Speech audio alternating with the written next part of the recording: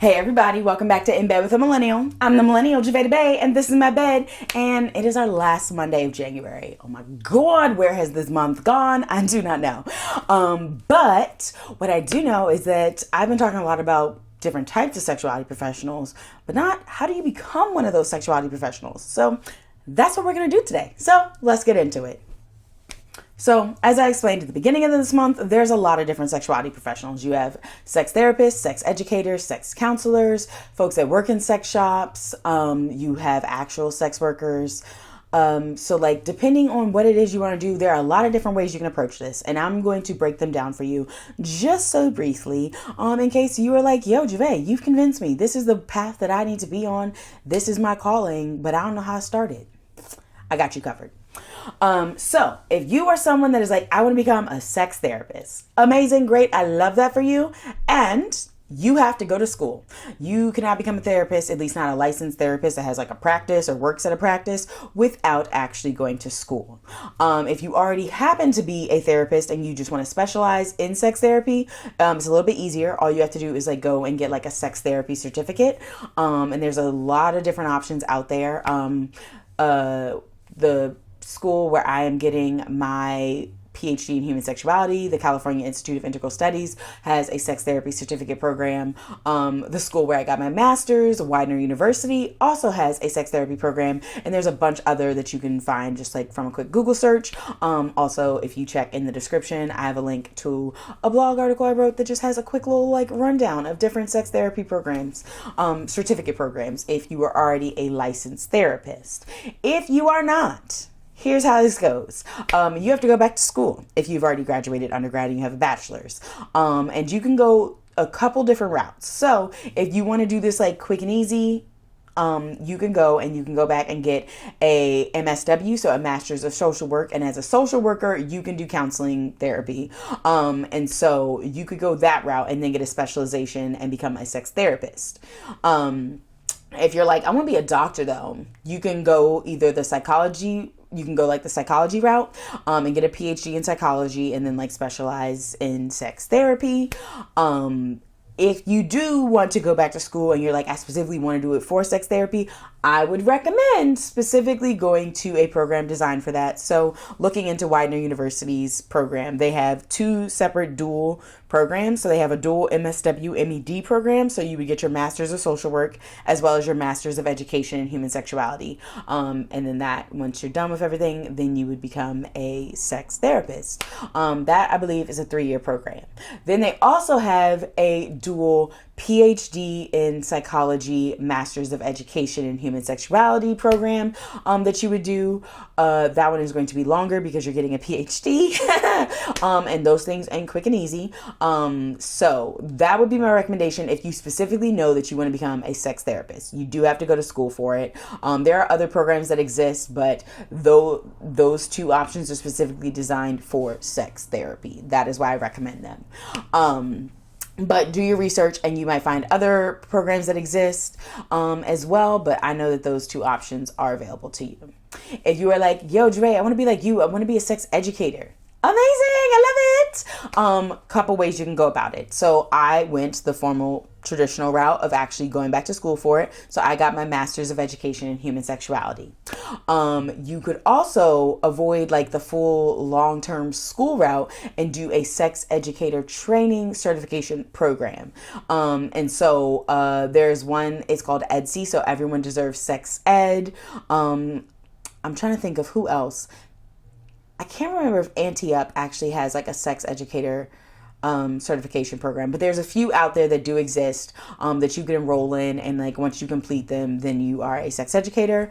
You could also become a self-taught sex educator. This one though, I'm not gonna recommend if you are not somebody that has good self-control, willpower, and can stay focused on what you're doing, because it's a commitment. You are reading a lot, and it's not like school where you have to turn in assignments. It's all self-governed education, and so if you don't have that self-control, I would not recommend that route.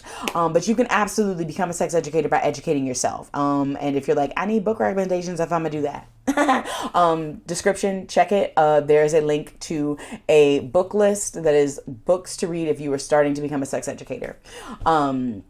But those are some different options. So you can either do like formal schooling, like I chose to do. You could do a formalized program that's not school, but it's specifically to become a certified sex educator. Or you could become a self-taught sex educator.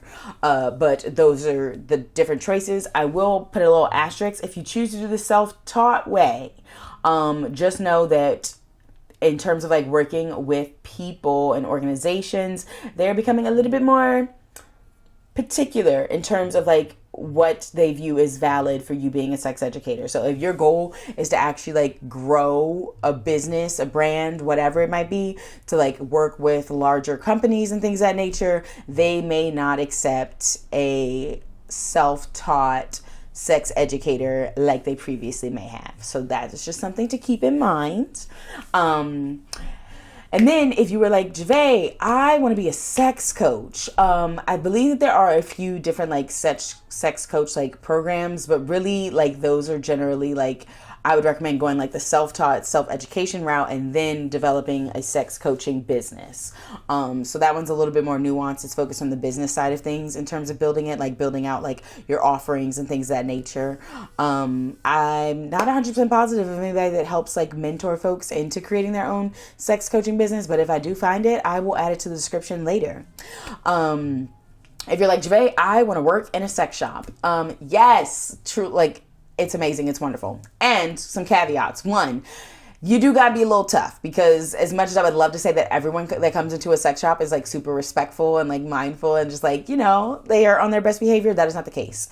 So if you are easily offended by people saying wild and out of pocket stuff, maybe working in a sex shop is not for you, because it will always happen. There is never going to become a point in time where someone doesn't say something wild when they walk into a sex shop. Also, sex shops for some people are therapy offices. So if you happen to be someone that cannot handle people just like trauma dumping and things like that on you, maybe also consider like that piece of it, because people come in and they tell you things and you're like, thank you. I was not expecting to hear information like this today. So just be mindful that at the end of the day, working in a sex shop is a retail job. You got to be able to deal with people, all kinds of people.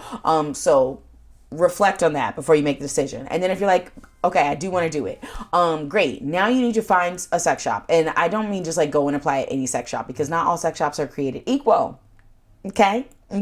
So find if there is a sex shop in your area that is one that you would actually like to work at, that like has the same values that you have, offers products that you're like, okay, I would feel comfortable selling this to people, because that really matters. And you're especially going to want to find ones that value education. Like if they're like, hey, a part of our training is like you are taught, like you're taught to be a sex educator, like that's extremely important. You love sex shops like that. If they're just like, yeah, you can sell dildos, and your training is like, cool, this is where these things are and that's it. But yeah, going and just like applying to work in it. If you don't have previous experience working in retail, working in a sex shop, that is okay. You could still work there. You just need to have some other skills that translate very well to those settings. And if you're like, Javay, I think I might, but I don't know, hit my inbox, send me an email. I'd be more than happy to chat with you if you're looking to like get into the world of working in sex shops, or you want to break into the adult pleasure industry. Holla at your girl.